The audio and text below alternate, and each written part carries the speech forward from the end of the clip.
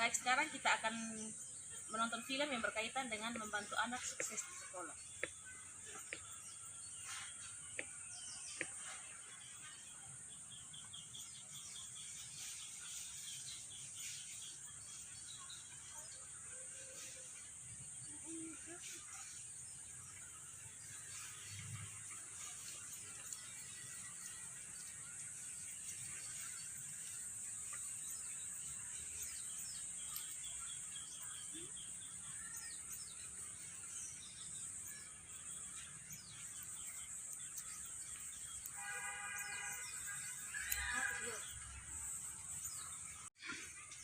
Apa yang Papa Mama pelajari atau lihat dari film tersebut?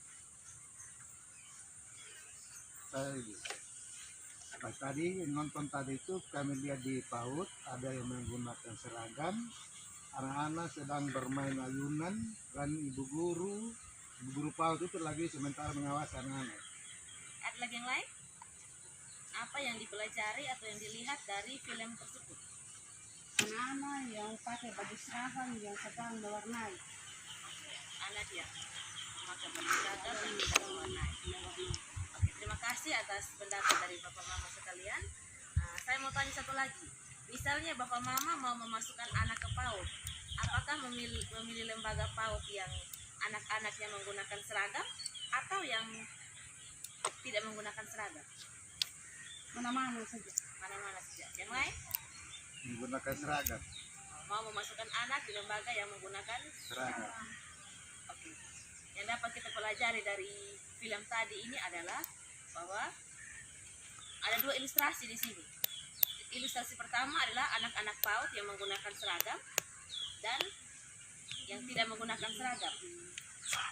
Namun kedua lembaga tersebut sama baiknya. Jadi suatu lembaga PAUD itu baiknya atau tidak baiknya tidak ditentukan dari anak-anak menggunakan seragam atau tidak. Tetapi lembaga PAUD yang baik itu adalah lembaga yang memiliki rencana pembelajaran yang menyenangkan bagi anak, yang menarik, yang pembelajarannya tidak membosankan, kemudian tidak menggunakan metode yang memaksakan anak untuk mampu membaca, menulis, dan berhitung. Kemudian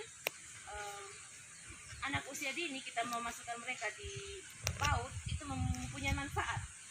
Di sini kita lihat sama-sama bahwa manfaat pendidikan anak usia dini. Ada manfaat bagi anak dan ada juga manfaat bagi orang tuanya. Sekarang kita melihat manfaat bagi anak. Yang pertama, anak terbiasa menjalani rutinitas di sekolah. Dari mulai dari dia bangun pagi, dia sudah terbiasa sarapan, siap dan ke sekolah. Kemudian dia terbiasa mengikuti aturan. Jadi apa yang diajari oleh gurunya di sekolah, dia mulai terbiasa untuk mengikuti hal-hal tersebut. Kemudian mendapatkan pembelajaran yang sesuai usia. Jadi ketika dia masih berusia 3-4 tahun, dia tidak mungkin dipaksakan untuk bisa membaca menulis. Biasanya usia-usia 3-4 tahun itu biasanya di PAUD kegiatannya apa saja kira-kira? Menyanyi, menggambar, ya kebanyakan bermain sambil belajar ya. Kemudian lebih percaya diri. Mungkin anak-anak kita kalau di rumah dia pemalu, tapi ketika dia sudah masuk ke sekolah bertemu dengan teman-temannya, mungkin dia lebih berani dan percaya diri. Berikutnya, mampu beradaptasi dengan lingkungan baru. Lebih siap belajar di sekolah dasar. Ketika di PAUD dia sudah menerima beberapa pembelajaran, ketika dia sudah masuk ke sekolah, dia sudah lebih siap untuk melanjutkan belajar di sekolah seperti menulis dan baca. Selain manfaat bagi anak, ada juga manfaat bagi orang tuanya. Yang pertama, bertambah teman. Jadi kita orang tua mengantar anak-anak kita ke PAUD, situ kita bertemu dengan orang tua dari anak-anak yang lain. Nanti kita bisa mempunyai teman yang baru. Berikutnya, berbagi pengalaman. Biasanya sambil menunggu anak-anak di kelas, papa mama atau ibu-ibu biasanya itu bercerita, sharing tentang pengalaman terhadap anak-anak mereka di rumah. Yang berikutnya, memiliki waktu untuk melakukan kegiatan rumah tangga.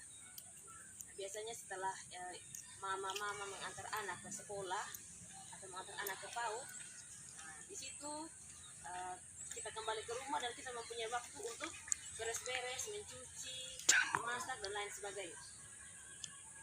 Bisa juga orang tua bisa bekerja untuk mendapatkan tambahan uang.